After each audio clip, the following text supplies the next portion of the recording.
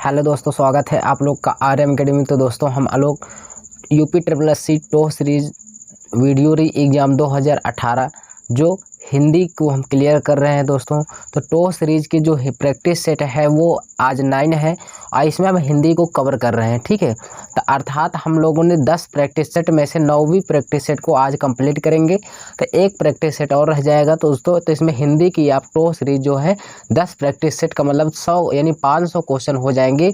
आप अगर अच्छे से कंप्लीट कर लेते हैं तो यहाँ से आपका एक भी क्वेश्चन गलत नहीं होगा। तो चलिए दोस्तों, अगर आप हमारे चैनल पर नए हैं तो चैनल को सब्सक्राइब, लाइक और शेयर कर दीजिएगा, दोस्तों को शेयर भी कर दीजिएगा। तो प्रैक्टिस सेट 9 को आज हम लोग क्लियर करने चल रहे हैं। तो आइए देखते हैं, हम एक एक क्वेश्चन को क्लियर करेंगे दोस्तों। आप अच्छे से इस क्वेश्चन को क्लियर करिए और अपने से प्रैक्टिस करते हुए आगे चलिए। देखिए हमें कितना या आपको कितना क्वेश्चन हो पा रहा है, ठीक है। तो देखते हैं पहला क्वेश्चन दोस्तों क्या है हमारा। पहला क्वेश्चन है, कार्यालय आदेश में अधिकारी का हस्ताक्षर किस स्थान पर आएगा। तो कार्यालय हो, कोई भी कार्यालय हो, अगर आदेश में अधिकारी, आपका अधिकारी जो है आदेश करता है तो वो जरूरी नहीं है सम्मुख से आपको कहे कि आपको अधिकारी आपको कहे, तो वो हस्ताक्षर के मायने में आपको लिख कर देगा, आदेश देगा कि आपको वहाँ जाना है या आपकी ड्यूटी वहाँ पर है। तो ऐसा जो कहेगा तो आप कहाँ पर हस्ताक्षर करेंगे। तो यहाँ पे होगा नीचे और दाहिनी ओर। यहाँ पे आपका आंसर हो जाएगा फर्स्ट ऑप्शन, नीचे और कहाँ पे होगा, दाहिनी ओर। पहला ऑप्शन क्लियर है। दूसरा है क्वेश्चन, आचार्य रामचंद्र शुक्ल हिंदी साहित्य का प्रथम महाकाव्य किसे माना है। बताइए, आचार्य रामचंद्र शुक्ल ने हिंदी साहित्य का प्रथम महाकाव्य किसे माना है, हमें आप बताएंगे। तो दोस्तों ये पृथ्वीराज रासो को माना है। बी ऑप्शन क्लियर हो जाएगा। किसको माना है, बी ऑप्शन क्लियर हो जाएगा, पृथ्वीराज रासो।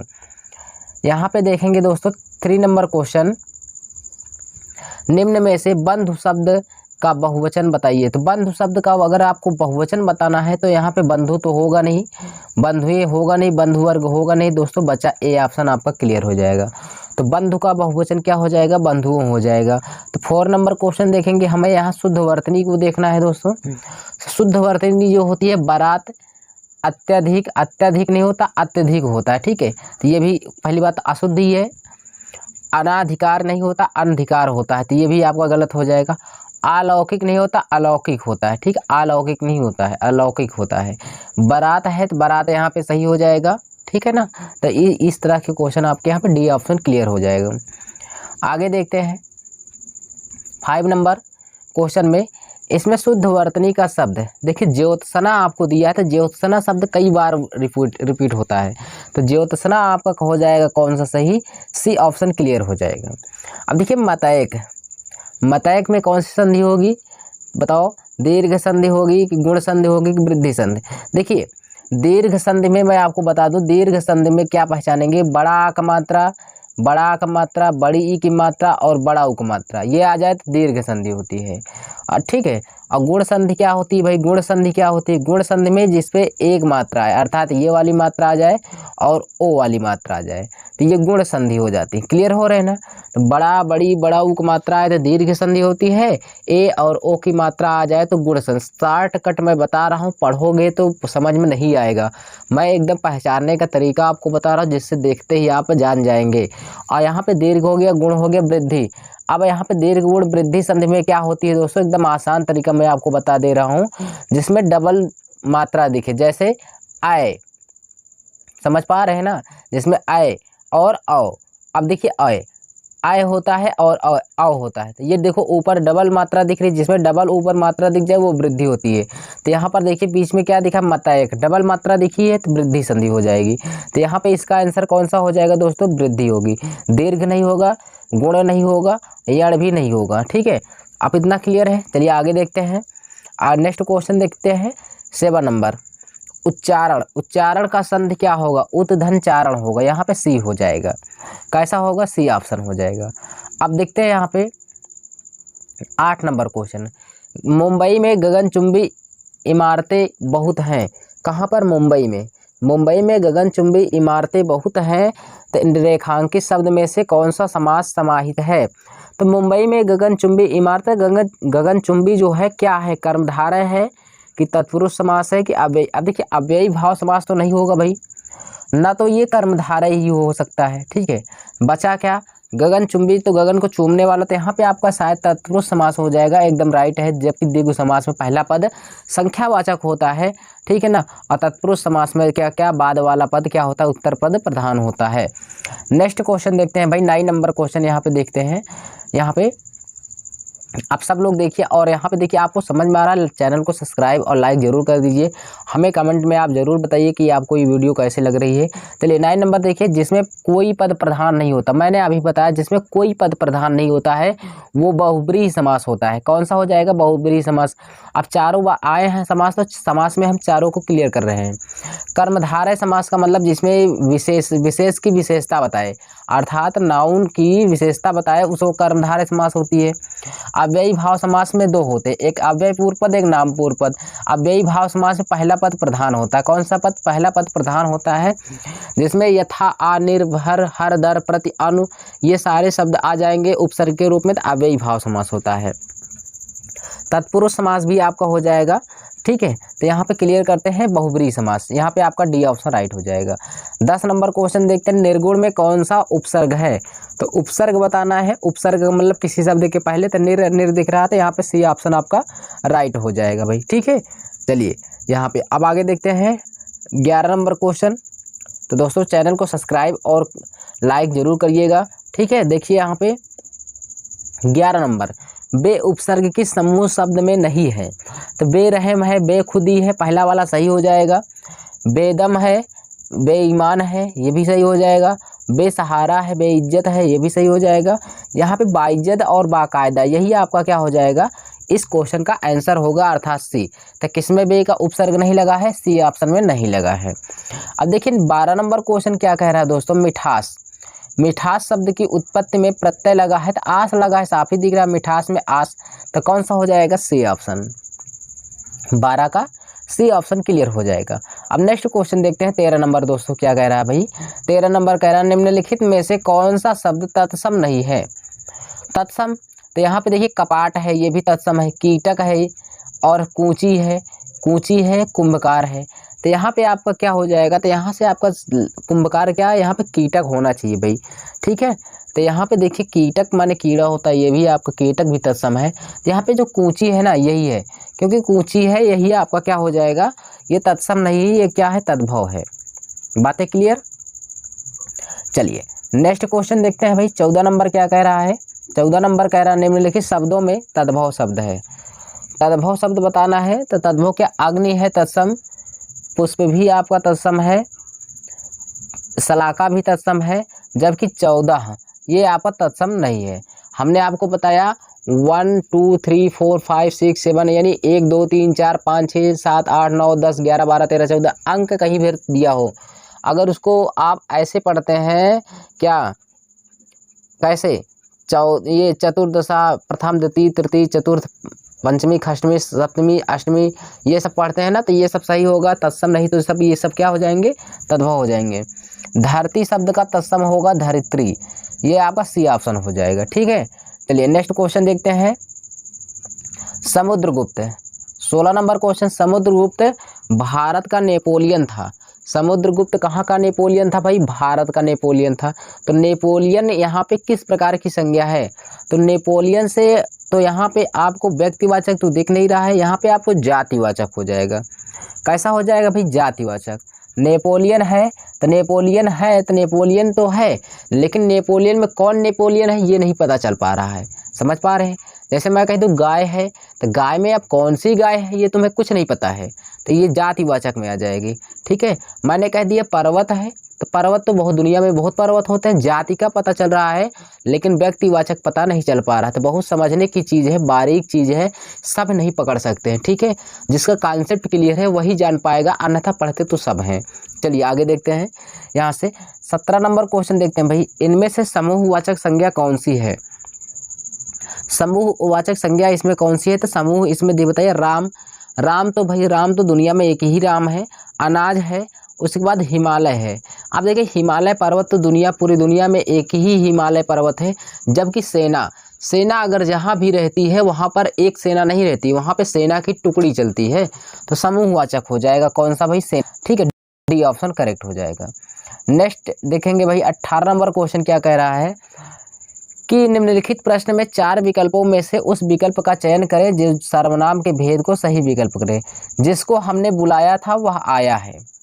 भाई जिसको हमने बुलाया था वह आया है, जैसे आप ही अपने ऊपर लीजिए वाक्य कि आप किसी को बुलाइए और वो आए, तो हमने जिसको बुलाया वह आया है तो निश्चयवाचक है। बोलो निश्चयवाचक होगा। अरे निश्चयता का मतलब कि यही है तो यही है, ठीक है, निश्चयवाचक नहीं होगा। उत्तम पुरुष ये भी नहीं होगा, निजवाचक नहीं होगा। आप अपने आप ही, ठीक है, ये सब आएगा सब तो निजवाचक होता है। यहाँ पे संबंध को दर्शा रहा है, किसको दर्शा रहा है? संबंध को। तो जिसको हमने बुलाया था भाई वह आया है, अगर संबंध ही नहीं होता तो वो कहाँ से यहाँ पे आता बताओ? आप जिसको बुलाते अगर आपका उससे संबंध ना होता तो वो यहाँ पर चल के आता, आप हमें बताइए, नहीं आता ना। तो ये संबंधवाचक होगा वाक्य। समझ पा रहे भाई? ठीक है, चलिए ऐसे ही हम आपको समझाने का प्रयास करेंगे जिससे आपको थोड़ी भी दिक्कत ना हो। बी ऑप्शन क्लियर हो जाएगा। नेक्स्ट क्वेश्चन देखते हैं भाई 19 नंबर। यहाँ पे देखेंगे मैं यह काम अपने आप ही कर लूँगा। अपने आप या आप, ये सारे वर्ड आ जाए तो यहाँ पे निजवाचक सर्वनाम, इसमें कोई भी थोड़ा भी संदेह नहीं होता है। आप निजवाचक सर्वनाम को टिक लगा के आगे बढ़ सकते हैं। तो यहाँ पे आपका कौन सा हो जाएगा भाई? बी ऑप्शन क्लियर हो जाएगा। नेक्स्ट क्वेश्चन देखते हैं 20 नंबर क्वेश्चन क्या कह रहा है भाई? 20 नंबर क्वेश्चन कह रहा है इनमें से किस वाक्य में गलत विशेषण प्रयुक्त हुआ है? गलत विशेषण, इसको ढूंढना है। गलत कौन, यानी गलत वाक्य कौन सा है? कविता परिश्रमी युवती है, चलिए ठीक है। दूसरा कह रहा है प्रबुद्ध जनों से हमारी अपेक्षा है, यह सरकारी महिलाओं का अस्पताल है। यही सरकारी महिलाओं का, यही सरकारी महिलाओं का अस्पताल है दोस्तों। यही क्या है? गलत विशेषण है यही, ठीक है। यही सरकारी महिलाओं का अस्पताल है, ये गलत हो जाएगा दोस्तों, ये नहीं हो सकता है यहाँ पर, ठीक है। यहाँ पर सरकारी क्या है? गलत है, ठीक। यही महिलाओं का अस्पताल है, ये ऐसा होता तो सही हो जाता। यही सरकारी महिलाओं का अस्पताल है, आज दुनिया में पहली बार नाम सुन रहे हैं, इसलिए यही सी वाला ऑप्शन आपका राइट हो जाएगा। चलिए आगे देखते हैं दोस्तों 21 नंबर क्वेश्चन। चलिए यहाँ से देखेंगे जब 21 नंबर क्वेश्चन, तो 21 नंबर क्वेश्चन क्या कह रहा है उसको समझिए। उसने नहाकर भोजन, यानी उसने नहाकर भोजन किया। कैसे भोजन किया? नहा करके भोजन किया है, ठीक है ना। उसने नहाकर भोजन किया, तो यहाँ से देखेंगे नहाकर, इसमें दे रहा नहाकर निम्नांकित में से किस क्रिया का उदाहरण है? तो नहाकर भाई किया है, उसने नहा करके भोजन किया, अर्थात एक कार्य करने के तुरंत बाद दूसरा काम कर रहा है। तो जब एक कार्य समाप्त हो उसके तुरंत बाद दूसरा कार्य शुरू हो तो वो होता है पूर्णकालिक क्रिया। तो यहाँ पे पूर्वकालिक क्रिया हो जाएगा, डी ऑप्शन करेक्ट हो जाएगा दोस्तों। समझ पा रहे हैं आप? संयुक्त क्रिया नहीं होगा बालक, न तो प्रेरणार्थक क्रिया। प्रेरणार्थक क्रिया का मतलब कोई कार्य अपने से न करके दूसरों से करवाया जाए। जैसे आप कह दें कि राम के द्वारा ये पुस्तक पढ़ी जाती है, खुद तो पढ़ नहीं पा रहे हो, दूसरे से पढ़वा रहे हो, तो ये क्या होगा? प्रेरणार्थक क्रिया। जैसे कोई काम अपने से ना करके, जिसमें आपको रुचि ना हो, वो काम दूसरे से करवाओ, तो ये प्रेरणार्थक क्रिया होती है। जबकि यहाँ पर ऐसा नहीं है, यहाँ पर आपका होगा उसने नहाकर भोजन किया, तो इसमें पूर्वकालिक क्रिया हो जाएगा। उसने नहाया और तुरंत उसके बाद भोजन किया, ठीक है। चलिए यहाँ पे जैसे यहाँ पे 22 नंबर क्वेश्चन देखेंगे, परिमाणवाचक कह रहा है, परिमाणवाचक क्रिया विशेषण अव्यय है। तो परिमाणवाचक इसमें क्या होगा भाई? परिमाणवाचक का सर्वदा तो हो नहीं सकता, ठीक है। यहाँ पे इतना तो हो नहीं सकता, एक मिनट, सर्वत्र है, गलत भी यहाँ पे नहीं होगा, डी ऑप्शन भी नहीं होगा। अब बचा है आपका बी और सी। तो यहाँ पे देखिए सर्वत्र नहीं होगा, यहाँ पे इतना है, इतना उतना जितना, ये क्या दिखाता है? परिमाणवाचक दिखाता है। अर्थात आपका क्या हो जाएगा? 22 का सी ऑप्शन करेक्ट हो जाएगा। नेक्स्ट क्वेश्चन देखते हैं दोस्तों, यहाँ पे 23 नंबर। कौन सा? 23 नंबर क्वेश्चन। जिन अव्ययों का संबंध वाक्य से नहीं वक्ता के, यानी जिस अव्यय का संबंध जो होता है वाक्य से ना होकर वक्ता के, यानी जो कह रहा है उसके हर्ष यानी खुशी और शोक आदि भावों से होता है, उसे हम विस्मयादि बोधक को कहते हैं। किसको? विस्मयादि बोधक। ये क्वेश्चन पढ़ लीजिएगा, हो सकता है तुम्हारे पेपर में हूबहू देखने को मिल जाए। देखिए दोस्तों हिंदी में लिमिटेड क्वेश्चन है, जो वही क्वेश्चन बार बार रिपीट होते हैं, फिर भी क्या करते हैं कि आप लोग पढ़ नहीं पाते हो, जिससे आप परीक्षा में देकर आते हैं, उसके बाद आपको निराशा प्रतीत होती है। तो वो हिंदी में जो क्वेश्चन होते हैं फिक्स पैटर्न होते हैं, उसी को आप पढ़ लीजिए।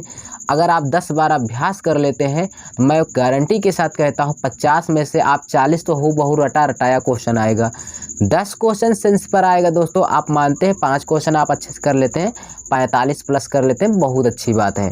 चलिए यहाँ पे देखते हैं 24 नंबर, कौन सा शब्द इच्छा का पर्यायवाची नहीं है। तो इच्छा का पर्यायवाची जो है दोस्तों, ये यहाँ पे इच्छा का इहा भी हो जाएगा, स्पृहा भी हो जाएगा, वासना भी हो जाएगा, जबकि वृत्रिहा नहीं होगा। डी ऑप्शन आपका करेक्ट हो जाएगा।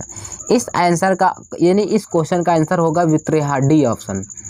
चलिए पुष्प, पुष्प का पर्यायवाची यानी पुष्प माने फूल का पर्यायवाची क्या होगा, तो यहाँ पे कुसुम हो जाएगा। ठीक है, पुष्प का पर्यायवाची क्या होगा भाई, कुसुम होगा, डी ऑप्शन करेक्ट हो जाएगा। 26 का देखेंगे कर्कश, कर्कश का विलोम होगा मधुर, कर्कश का विलोम क्या होगा, मधुर होगा। ठीक है, कर्कश का क्या होगा भाई, मधुर होगा। जैसे आप जाते हो किसी के पास कुछ मांगने के लिए, तो वो कैसा बोलता है, कर्कश बोलता है, आपको तुरंत जवाब दे देता है क्या आपके पास नहीं है, आप नहीं ले सकते हैं, तो ये कर्कश आवाज़ है। लेकिन आप किसी और के पास, दूसरे के व्यक्ति के पास मांगने जाते हैं, तो वो आपको मीठी आवाज़ में कहता है कि हाँ है, मैं आपको दे रहा हूँ, तो ये हो जाएगा मधुर। चलिए नेक्स्ट क्वेश्चन देखते हैं। यहाँ पे 27 नंबर क्वेश्चन देखेंगे भाई। 27 में क्या कह रहा है, मूर्त शब्द का विलोम, मूर्ति का क्या, मूर्त का क्या होगा, अमूर्त होगा, मूर्त का क्या होगा, अमूर्त होगा। 27 का फर्स्ट ऑप्शन क्लियर। आज 10वीं कक्षा की आज 10वीं की परीक्षा का आएगा, क्या आएगा हमें नहीं पता है, आपको नहीं पता है, लेकिन इसका आंसर हम लोग के सामने ज़रूर रखा गया है। आज 10वीं की परीक्षा का क्या आता है, नतीजा आता है, परिणाम आता है। तो यहाँ पे परिणाम कौन सही हो जाएगा, फर्स्ट ऑप्शन सही हो जाएगा, करेक्ट हो जाएगा। चलिए अब देखेंगे 29 नंबर दोस्तों। 29 में कह रहा है कि डैश डैश है, इसमें भरना है, पी कर कोयल अपने फिर डैश डैश में जाकर बैठ गई। अरे यार दोस्तों, अगर आप बताओ कोयल है, कोई भी कोयल है, पक्षी है, दुनिया में जितनी भी पक्षी है मानो कोयल ही है या कोई भी पक्षी, वो क्या पीती हैं, आप कहेंगे क्या पीती हैं, पेड़ पौधा तो पिएंगे नहीं, सिर्फ पानी को पिएंगे। अगर वो पानी पी लेती हैं तो वो फिर जाकर कहाँ पर बैठेंगी, अरे जो उनका एक घोंसला होता है वहीं तो जाकर बैठेंगी ना। हाँ, तो यहाँ पे देखिए नीर, नीर लिखा है, पहला ऑप्शन गलत हो जाएगा भाई। पानी पिएगी और पानी में ही जाके बैठेगी, ऐसा असंभव है। ठीक है, नीड़, नीड़, नीड़, नीड़ का मतलब घोंसला, घोंसले को ही पिएगी और घोंसले में ही जाकर बैठ जाएगी, गलत। आपको जब तक अर्थ नहीं पता होगा तब तक आप क्वेश्चन का आंसर नहीं दे पाएंगे। अब देखिए नीर, नीर माने जल होता है, नीड़ माने क्या होता है, घोंसला। तो यहाँ पे नीर माने पानी को अर्थात जल को वो पिएगी और नीड़ माने घोंसले में जाकर के बैठ जाएगी। तो यहाँ पे आपका सी ऑप्शन करेक्ट हो जाएगा। अब यहाँ इसी का जस्ट उल्टा डी ऑप्शन में दिया है, इसको मत मारना क्योंकि नीड़ को पिएगी, नीर में बैठेगी तो गलत हो जाएगा। आपका सी ऑप्शन करेक्ट। पर्वत की तलहटी, डी ऑप्शन में कह रहा है पर्वत की तलहटी को उपत्यका बोलते हैं, क्या बोलते हैं, उपत्यका। तलहटी को क्या बोलते हैं, उपत्यका बोलते हैं भाई, समझ में आया। नेक्स्ट क्वेश्चन देखते हैं 31 नंबर। 31 नंबर क्या कह रहा है, देखिए आपको लोगों के लिए मैं इतना वर्क करता हूं दोस्तों, आप लोग कमेंट में हमें बताइए कि आपको समझ में आ रहा है कि नहीं आ रहा है, कैसा लग रहा है। मैं कहूँगा आप अच्छे से प्रैक्टिस करिए, प्रैक्टिस ही सब कुछ है। आप कितना भी कह लें मैं ये हूँ, वो हूँ, ये हूँ, परीक्षा देकर आते हैं तो आपकी हालत कैसी हो जाती है टीचर जैसे, हमें पता है, ठीक है ना। तो इसलिए आप खुद को अहंकार में ना रहकर खुद आप पढ़िए, आपको हमें पता है कि आपको क्लियर नहीं है, आप प्रैक्टिस लगाइए, ठीक है ना। तो प्रैक्टिस करेंगे तो हमें क्या होगा, बेस्ट मिलेगा। आप थोड़ा भी अगर प्रैक्टिस करके नहीं जाएंगे तो आपको फिर आएंगे तो निराशा देखने को मिलेगी। तो इससे अच्छा है दोस्तों हम क्यों ना प्रैक्टिस कर लें, मात्र 500 ही क्वेश्चन का। चलिए देखते हैं, जो अपने पद से हटाया गया हो, अपने पद से उसे हटा दिया गया हो तो वो क्या होता है, पदच्युत होता है, ठीक है ना, पदच्युत होता है। डी ऑप्शन क्लियर हो जाएगा। अब अगला क्वेश्चन है दोस्तों, यहाँ पे देखेंगे, का वर्षा जब कृषि सुखाने तब कहा जाता है जब कोई, तो यानी का वर्षा का बरखा जब किसी कृषि सुखाने, तो यहाँ पे पहला समय पर काम नहीं हो, बिल्कुल राइट है। जब समय पर काम ही नहीं हो पा रहा है तो बाद में काम होने से क्या मतलब है। भूख अभी लगी है, जब आप मर जाओगे तो खाना खाने से या खाना आपके पास रहने से क्या मतलब है। ठीक है, तो यहाँ पे आपका फर्स्ट ही ऑप्शन राइट हो जाएगा। अब यहाँ पे है समर्थ, यानी समय को व्यर्थ गंवा दिया जाए, ये तो गलत है बात है भाई। समय का लाभ ना उठाता हो, ये भी गलत है। समय का पालन करता हो, ये भी गलत है। आपका फर्स्ट ऑप्शन राइट हो जाएगा।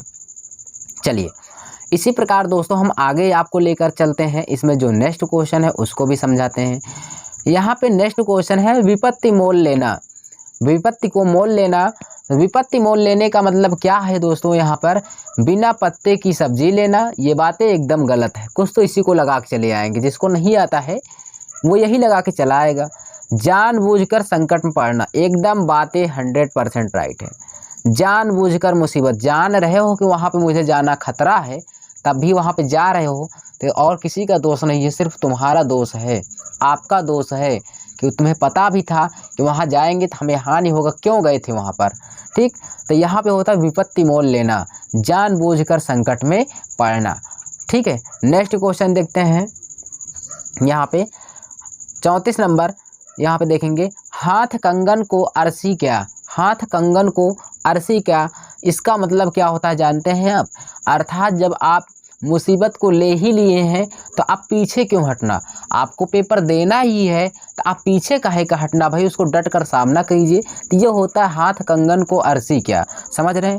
आप किसी कार्य को करने के लिए अगर बीड़ा उठा लिए हैं तो आप पीछे मत हटिए, उसका जो अंजाम होगा फिर आगे चलकर देखा जाएगा। ठीक है ना, ऐसा अगर आप करते हैं तो आप कभी नहीं हारेंगे, कभी नहीं हारेंगे। ये बातें एकदम राइट है। ठीक है, लेकिन आपके मन में संदेह होता है कि पता नहीं कार्य पूरा होगा कि नहीं होगा, तो आप जरूर सफल नहीं होंगे वहाँ पर। तो यहाँ पे हाथ कंगन को अरसी क्या, पहला ऑप्शन है अहंकार की बातें करना, ये बातें भाई एकदम गलत है। शक्तिमान की विजय, ये भी गलत है। प्रत्यक्ष के लिए प्रमाण क्या, अगर जो सही है उसके लिए क्या प्रमाण लाना है, ये बातें एकदम राइट है। जब बात सही ही है उसके लिए क्या सबूत की ज़रूरत है, यह आपकी बात एकदम सही है। चलिए नेक्स्ट क्वेश्चन देखते हैं दोस्तों।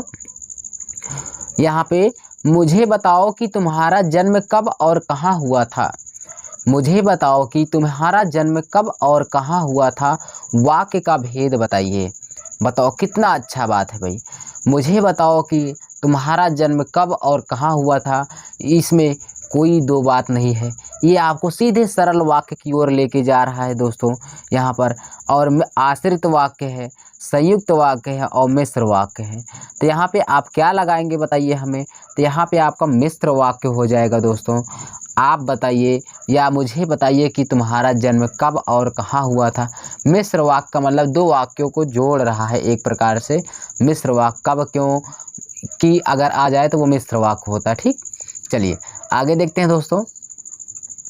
अब देखिए यहाँ पे आप इतना तो पढ़ सकते हैं ना भाई, आप तो वाक्य पढ़ सकते हैं। अर्थ के आधार पर 8 होते हैं। अब यहाँ पे रचना के आधार पर 3 होते हैं, प्रयोग के आधार पर 3।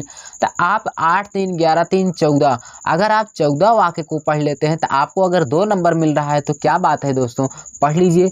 चलिए अब 36 नंबर है। उसने अपने को निर्दोष घोषित किया। अपने को क्या घोषित कर दिया है, निर्दोष।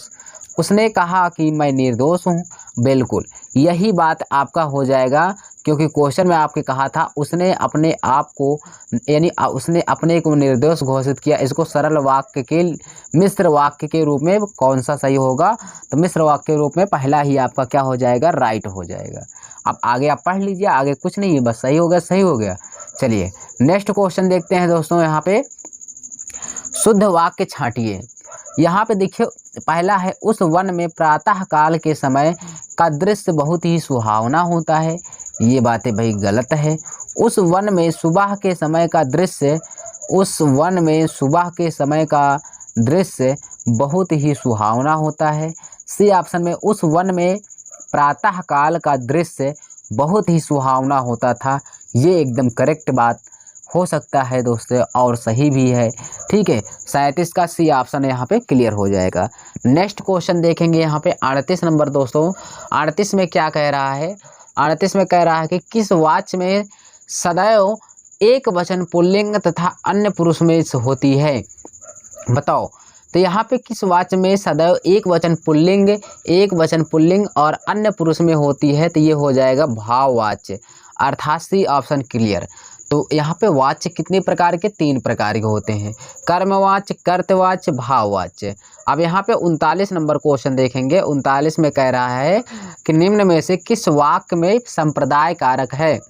मेरा घर स्टेशन से बहुत दूर है, राम घर पर सो रहा है, ये दोनों गलत है भाई, यहाँ पे ये नहीं हो पाएगा। तो संप्रदान है, कर्ता ने कर्म को करण से के द्वारा संप्रदान के लिए अपादान से, तो यहाँ से राजा ने निर्धनों को कंबल दिए, ये सही बात है, सी वाला, ठीक है ना। क्या हो जाएगा, सी नंबर 39 का सी। अब नेक्स्ट क्वेश्चन देखते हैं भाई, यहाँ पे 40 नंबर। मुख्य अतिथि के सम्मान में यह आयोजन किया गया है, इस वाक्य में रेखांकित शब्द सम्मान। सम्मान क्या है भाई, बताओ। मुख्य अतिथि के सम्मान में, बताओ, अधिकरण में पर, सम्मान में पर आ गया ना, में आया कि नहीं आया। अब यहाँ पे अब नहीं, आपको देखने के बाद भी नहीं समझ में आता, तो इसका मतलब आप इलाज कराओ अपना, ठीक है ना। हाँ, आपको भूलने की बीमारी हो गई है, तो यहाँ पे अधिकरण वाला सही हो जाएगा फर्स्ट नंबर। 40 का कौन सा हो जाएगा, ए नंबर, ठीक है। चलिए नेक्स्ट क्वेश्चन देखते हैं दोस्तों, इसी तरीके से यहाँ से। तो दोस्तों हमारे इस चैनल को ज़रूर सब्सक्राइब कर लीजिएगा और लाइक भी करिएगा, हमें कमेंट में ज़रूर बताइएगा आपको समझ में आ रहा है कि नहीं आ रहा है। दोस्तों नेक्स्ट क्वेश्चन देखेंगे, यहाँ पे हमारा 41 नंबर क्वेश्चन है। निम्नलिखित में से कौन सा शब्द पुल्लिंग है। तो पुल्लिंग यहाँ पे भौदिया है, यहाँ पे डिबिया है, संचालक है, साध्वी है। साध्वी तो हो नहीं सकता, डिबिया तो हो नहीं सकता, यहाँ पे होगा संचालक। संचालक कैसा शब्द है, पुल्लिंग शब्द है। आगे देखेंगे दोस्तों, यहाँ पे दिया गया है, दिए गए विकल्पों में से पंडित शब्द का स्त्रीलिंग कौन सा होगा। पंडित का स्त्रीलिंग होगा पंडिताइन। पंडित का क्या होता है, पंडिताइन होता है। तो सी ऑप्शन क्लियर हो जाएगा। अगर आपको ज्ञान है तो आप कर ले जाएंगे, अगर आप नहीं पढ़े हैं, पता लगे 5 साल में अगर एक एक चैप्टर पढ़ते ना, आज तुम हिंदी के विशेषज्ञ हो गए होते, रीजनिंग तो आपके बस में होती, ठीक है, जीएस तो आपको 30-35 तो वैसे कर लेते, लेकिन 5 साल में आपने किया क्या, बस खाया सोया और घूमा है बस, इसलिए आपको आज परेशानी हो रही है। चलिए आगे देखते हैं, यहाँ पे 43 नंबर में कह रहा, प्रेम अनदेखी राहों की तरह ही आकर्षक होता है। प्रेम कैसे होता है, प्रेम अनदेखी राहों की तरह ही आकर्षक होता है, जहाँ पर राह को देखा ना गया हो फिर भी वो आकर्षित हो जाता है, तो प्रेम ऐसा ही होता है। तो यहाँ पे सामान्य वर्तमान काल है, अपूर्ण वर्तमान काल, तो अपूर्ण वर्तमान काल नहीं होगा दोस्तों, यहाँ पे सामान्य वर्तमान काल होगा। कैसा होगा, सामान्य वर्तमान काल होगा। फर्स्ट ऑप्शन यहाँ पे राइट हो जाएगा। इतनी बातें आपको क्लियर है। चलिए नेक्स्ट क्वेश्चन देखते हैं दोस्तों, यहाँ पे आगे देखते हैं 44 नंबर क्वेश्चन क्या कह रहा है। 44 में देखेंगे, कह रहा कौन सा विशेषण निश्चित संख्यावाचक विशेषण नहीं है। निश्चित, कुर्ते के लिए 2 मीटर, ये तो निश्चित हो गया 2 मीटर। 1 किलो आम, ये भी निश्चित हो गया। अब यहाँ पे कह रहा चाय में 50 ग्राम चीनी डालो, तो ये भी तो क्लियर हो गया। लेकिन सैकड़ों लोग मारे गए, अंदाज के कह रहा है कि वहाँ पे एक हादसा हुआ था कल, ठीक है, एक आप कहते हैं ना कि वहाँ पे एक गाड़ी लड़ गई थी या ट्रेन टकरा गई जिसमें सैकड़ों लोग मारे गए। गिनती तो कर नहीं पा रहे हो, उसमें क्या सैकड़ों लोग मारे गए, हो सकता है 100 लोग ना मारे गए हों, 80 लोग मारे गए हों, ये भी हो सकता है कि 100 से ज़्यादा 150 लोग भी मारे गए हों। तो यहाँ पे क्लियर नहीं हो रहा है, तो यहाँ पे आपका सी ऑप्शन क्लियर हो जाएगा। नेक्स्ट क्वेश्चन देखते हैं 45 नंबर। 45 में क्या कह रहा है दोस्तों, निम्नलिखित में से शुद्ध वर्तनी वाला शब्द कौन सा है। शुद्ध शब्द क्या हो जाएगा, ये दोनों तो गलत हो गए भाई, ये भी गलत हो गया। अंत्याक्षरी होता है, क्या होता है, अंत्याक्षरी होता है, ठीक है। चलिए 46 नंबर क्वेश्चन देखते हैं, सूर सागर किस भाषा की रचना है। सूर सागर ब्रज भाषा की रचना है, ये आप अपने माइंड में बैठा लीजिए। सूर सागर किस भाषा की रचना है, तो ब्रज भाषा की रचना है, ब्रज। अवधी बघेली छत्तीसगढ़ी, ये आपका कहाँ का है, पूर्वी भाषा है भाई। अवधी बघेली छत्तीसगढ़ी कहाँ का है, पूर्वी भाषा है, ठीक है ना, कहाँ का, पूर्वी का। चलिए यहाँ पे मैंने इस ऑप्शन का आंसर हो जाएगा सी। नेक्स्ट क्वेश्चन देखते हैं, यहाँ पे 47 नंबर का कह रहा है, पंवारी। पंवारी कह रहा है कि पंवारी इनमें से किस बोली से संबंधित है? तो पंवारी यहाँ पे क्या हो जाएगा बताइए, बुंदेली होगा कि ब्रज होगा, खड़ी बोली होगा, क्या होगा? पंवारी यहाँ पर हो जाएगा बुंदेली। पंवारी क्या हो जाएगी? बुंदेली भाषा। यहाँ पे कह रहा है प्राधिकारी के लिए सटीक अंग्रेजी शब्द है। प्राधिकारी के लिए हो जाएगा अथॉरिटी। क्या होगा दोस्तों? प्राधिकारी के लिए हो जाएगा अथॉरिटी, हो जाएगा आपका कौन हो जाएगा? अथॉरिटी बी हो जाएगा, ठीक ना। चलिए नेक्स्ट क्वेश्चन देखते हैं दोस्तों, 49 नंबर।